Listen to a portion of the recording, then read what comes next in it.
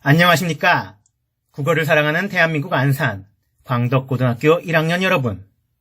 저는 반만년 역사에 이 땅에서 태어나 아름다운 우리 언어 국어를 가르치고 있는 광덕고등학교 1학년 국어교사 우명수라고 합니다.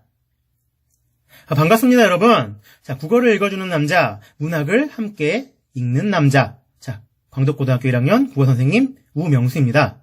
자, 이렇게 오랜만에 1반부터 11반 사랑하는 학생들, 우리 1학년 학생들을 다시 만나게 되었네요. 자, 허생전에 이어서 이번에는 허생전과 관련된 두 가지 소설 작품을 공부해 보려고 합니다.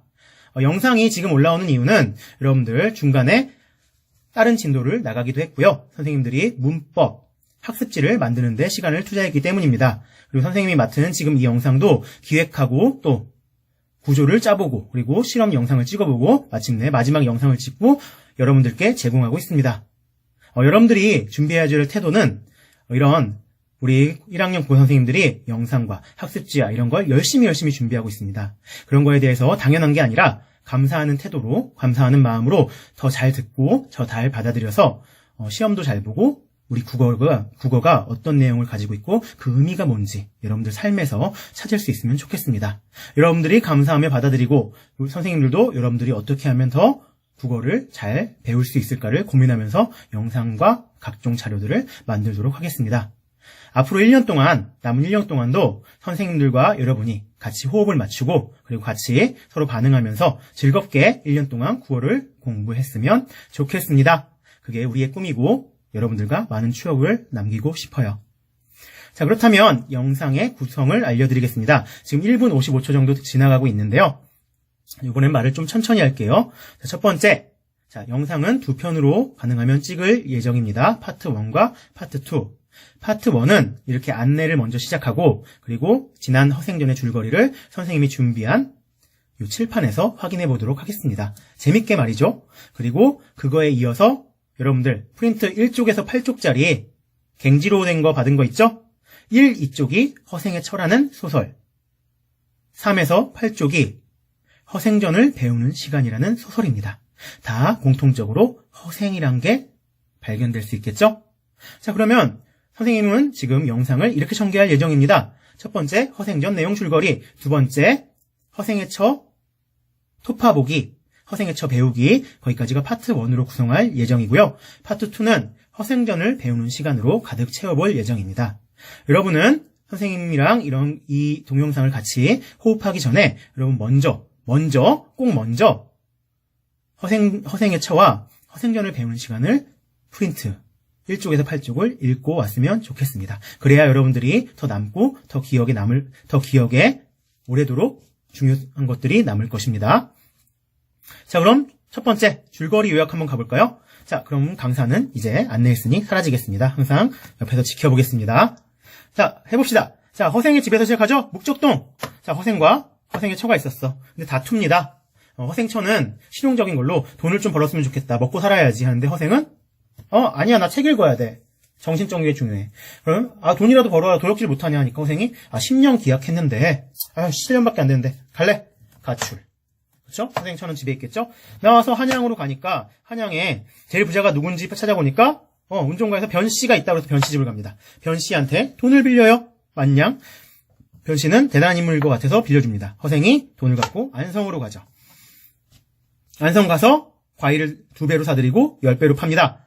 자, 그 다음에 제주로 가서 말총을 2배로 사들이고 10배로 팔죠. 돈을 엄청나게 벌어요. 그리고 변산반도 쪽, 빈선도 알아봤죠? 변산반도 쪽에 가서 도적대를 만나서 도적대한테 물어봅니다. 왜 이렇게 사냐? 돈이 없어서 그렇다. 먹을 게 없다. 그래? 그럼 내가 너네 100냥씩 주고 소 데리고 오고 아내 데려와. 우리 좋게 살게 해줄게. 해가지고 다 데려오면 도적대를 빈섬에 데리고 가서 정착시킵니다. 농사 짓고 돈 벌고 장기도랑 무역해서 허생은 근데 떠나게 되죠. 자기 덕이 부족하고 또 땅이 좁아서 뜻을 이룰 수 없어서 떠납니다. 그리고 예의를 잘 지키라고 하고 떠나죠. 그리고 다시 한양으로 와서 변씨를 만나서 돈을 갚습니다. 변씨가 이것저것 물어보고 둘이는 친구가 되죠. 그리고 허생은 다시 집으로 돌아갑니다. 그런데 소설에서는 허생이 쳐야 되는 내용은 나오지 않아요. 자, 근데 변씨가 한양에 이렇게 있는데 친구인 이완이 찾아옵니다.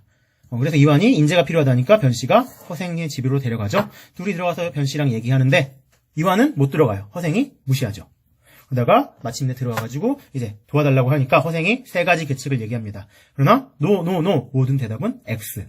그러니까 허생이 되게 너희들 허례허식에 빠져있고 지키지도 않는 사대부, 너네는 문제 있다 하고 사대부의 대표인 이완을 칼로 찌르려고 합니다. 이완이 뒷문으로 도망가죠.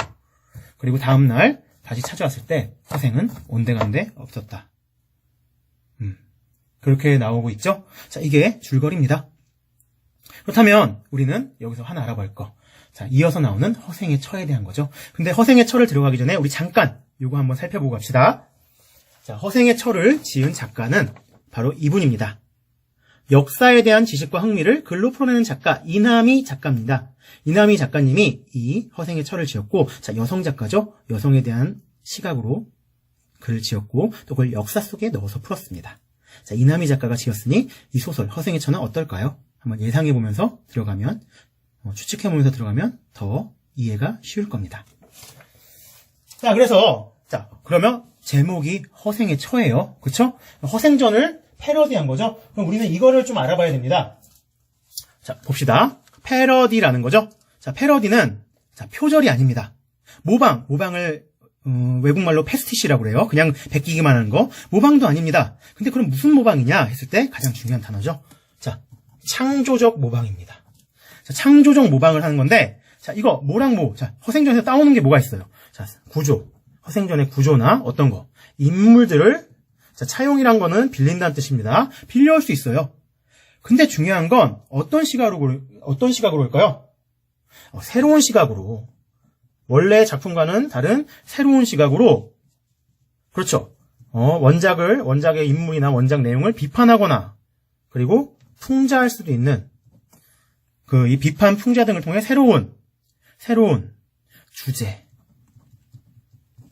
혹은 의미를 전달하는 작품이죠. 그러니까 패러디는 표절과 모방이 아닙니다. 창조적으로 모방해서 구조 인물만 차용했을 뿐 시각과 새로운 관점을 제시해서 구성하고 있는 것이지요. 그래서 새로운 주제 의미 전달에 핵심 포커스가 있습니다. 그래서 패러디는 새로운 작품이란 겁니다. 자, 그렇다면 허생의 처는 허생전의 패러디겠죠. 자, 허생의 처는 허생전의 패러디입니다. 그럼 제목에서 알 수 있듯이 허생과 허생의 처가 주인공이 되겠죠. 근데 허생처가 주 주인공일 겁니다. 둘이 갈등하는 것들이 나오는 게 포커스입니다. 그래서 원작에서 둘이 갈등하는 부분을 혹은 허생이 다 끝난 다음에 그 뒷이야기를 허생처의 입장에서 새롭게 쓴 것이죠. 자, 그래서 간략하게 줄거리를 요약해 볼까요? 간략하게 줄거리를 살펴보면 다음과 같습니다. 자, 어떻게 제가 지금 말씀드리겠습니다. 자, 허생이 아내는 10살 때 병자호란을 겪었는데 그 가족과 이웃이 다 죽어요. 그래서 남는 가족들은 누구냐? 허생처를 키운 친모와 허생을 낳은 친모와 서모. 그러니까 뭐라고 해야 되죠? 의분 어머니가 남습니다. 근데 그 둘도 그 적병에게 오랑캐들에게 붙잡혔는데 친모는 정절을 지키기 위해 죽어요. 죽고 서모는 그 수모를 다 견디고 살아남아서 허생의 처의 가족들을 키웁니다. 다른 그 친척들과 뭐 자식들을 키우죠. 근데 그걸 본 허생의 처는 고민합니다. 정절을 지키는 게 맞을까? 아니면 서모처럼 막 사람들이 손가락질해도 살아남아서 가족을 지키는 게 맞을까? 그래서 그렇게 배경 상황이 있고 허생의 처는 홍기가 되어 이제 허생과 부부가 되는 거죠. 허생과 부부가 되고 서모는 계속 자식들을 키우고 있습니다. 그래서 둘이 이렇게 있는데 총명하고 똑똑해요. 근데 맨날 독서만 하고 돈을 안 벌어와. 그러니까 먹고 살기 힘들어서 삭바느질을 해가지고 팔면서 먹고 살죠. 그러면서 그 상황에서 이제 허생과 갈등하는 장면이 똑같이 나옵니다. 소설에서 차용한 거죠. 원작 소설에서. 그러고 난 다음에 허생이 나가서 돌아오지 않아요. 허생은 뭐 했는지 알겠죠? 뭐 했는지 여러분들 잘 알 거예요. 자, 허생이 뭐 하고 돌아왔는지 5년 동안 오지 않아요. 그 사이 뭐 합니까? 되게 배고프게 겨우겨우 먹고 살고 힘들게 합니다. 그 사이 허생은 자기가 할 일을 다 하고 돌아와서 허생의 처한테 얘기도 안 해요. 얘기도 안 하고 더 뭔가 오만해지고 글도 읽지 않고 나돌아다니는 날들이 많았어요. 그래서 허생처는 이거 정말 안 되겠다라는 생각을 했죠. 그래서 남편에 대해서 친구랑 집에 찾아서 얘기하는 부분도 있습니다. 원작 소설에는. 친구가 왜 그렇게 책을 읽니? 난 책을 많이 읽어가지고 진짜 좋은 사람이 될 거야. 라는 거를 허생의 처가 엿듣습니다. 그리고 이 사람한테는 미래가 없겠구나 라고 생각을 하지요. 그러고 난 다음에 나오는 부분이 우리가 같이 볼 이 부분이라는 거죠. 자, 이 부분을 같이 보면서 우리는 쭉 이 소설이 어떤 면에 있어서 패러디고 어떤 면에 있어서 새로운 주제를 갖고 있는지를 알아야 합니다. 그래서 포커스되는 부분은 이 장면 부분입니다. 허생의 처와 허생이 이야기를 나누는 부분입니다. 그럼 우리 이 부분을 좀만 시간을 들여서 파트 2로 나눠가지고 이 부분을 자세히 살펴보도록 하죠. 자, 좀 이따 봐요.